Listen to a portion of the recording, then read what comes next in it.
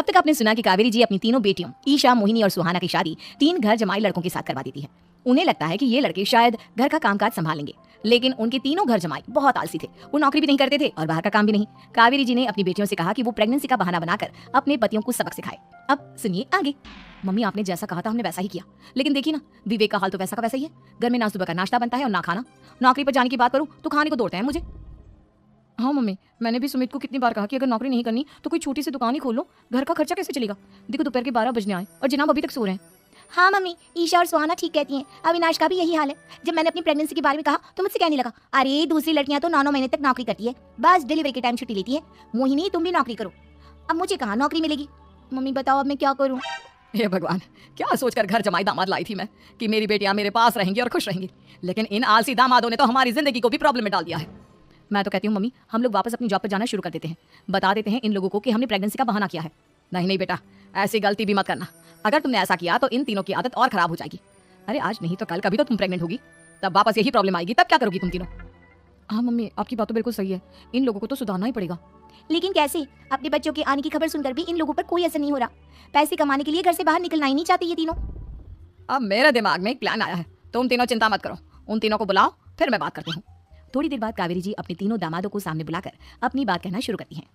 अविनाश, सुमित और विवेक, देखो बेटा, मैं ना तुम तीनों से बड़ा प्यार करती हूँ, इसीलिए तो तुम्हें घर जमाई बना कर रखा है मैंने। अरे मम्मी जी, सीधे सीधे कहिए ना, क्या बात है। प्यार तो हम भी आपको बहुत करते हैं। अरे मम्मी जी, आपकी इज्जत भी बहुत करते हैं। अरे भैया, आपकी जैसी सास और कमाने वाली बीवी सबको मिलती है क्या? हाँ मम्मी, विवेक और सुमित ठीक कह रहे हैं। आपकी बेटी से शादी करके मेरी तो जिंदगी ही अच्छी हो गई है। जानती हूँ मैं, और ये भी जानती हूँ कि तुम तीनों अपनी अपनी बीवियों से बहुत प्यार करते हो। बेटा बात ऐसी है कि हमारे कुल गुरु ने कहा है कि प्रेग्नेंट होने के बाद मेरी तीनों बेटियां शुरू के 4 महीने हमारे गांव में जाकर रहेगी, जहां मेरे चाचा जी रहते हैं। अरे लेकिन क्यों मम्मी, गांव में जाकर रहने की क्या जरूरत है इन तीनों को। वो क्या है ना बेटा, हमारे परिवार को एक श्राप है। अगर मेरी बेटियों ने यहाँ पर बच्चा पैदा करने की कोशिश की तो उनके बच्चों को कुछ भी हो सकता है। इसलिए अब से लेकर 4 महीने पूरे होने तक इन्हें गाँव वाले घर में रहना पड़ेगा। हाँ तो इसमें प्रॉब्लम क्या है मम्मी जी? हम भी वहाँ जाकर रहेंगे, पिकनिक बनाएंगे। अरे भाई, बीवी जहाँ हम भी वहाँ। हाँ यार, आइडिया तो बहुत अच्छा है। शहर की जिंदगी में रह रहकर परेशान हो चुके हैं, अब कुछ दिन गाँव में बिताएंगे। तुम लोग समझने की कोशिश क्यों नहीं करते। तुम में से कोई भी वहां नहीं जा सकता, और मैं यहाँ रहूंगी ना तुम तीनों के साथ। 4 महीने की तो बात है, उसके बाद ये तीनों ही लौट कर आ जाएंगी। ठीक है मम्मी जी, अब हमारे बच्चों का सवाल है तो ये तो करना ही पड़ेगा। कावेरी अपनी तीनों बेटियों को कुछ दिन के लिए घर से बाहर कहीं दूसरे शहर में रहने के लिए भेज देती है। कुछ दिनों के बाद, अरे मम्मी जी, बहुत दिन से पिज्जा नहीं खाया, मंगवाइए ना। क्या बताऊं बेटा, पहले तो बेटियां खर्चा दे देती थी क्योंकि उनकी नौकरी थी, लेकिन अब तो मेरे पास पैसे ही नहीं बचे।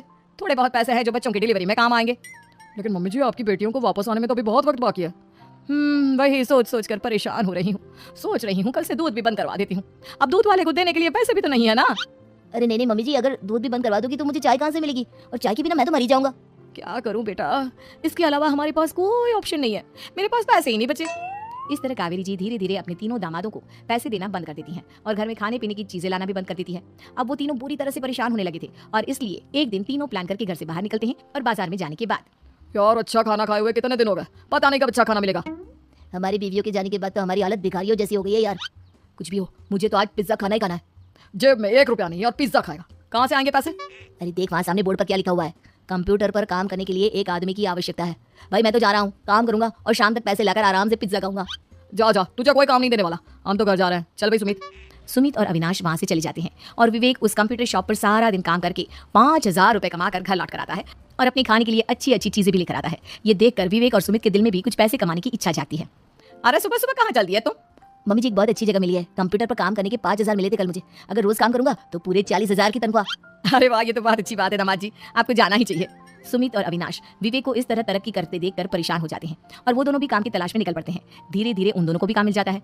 अब कावेरी के तीनों दामाद छोटी मोटी नौकरी करके अच्छा पैसा कमाने लगे थे। एक दिन कावेरी उन्हें अपने पास बुलाती है। अरे वाह, विवेक 40,000 कमा लेता है, अविनाश 60,000 और सुमित तुम भी 40,000 के आसपास कमा ही लेते हो। कुल मिलाकर तुम अच्छे खासे पैसे कमा रहे हो बेटा।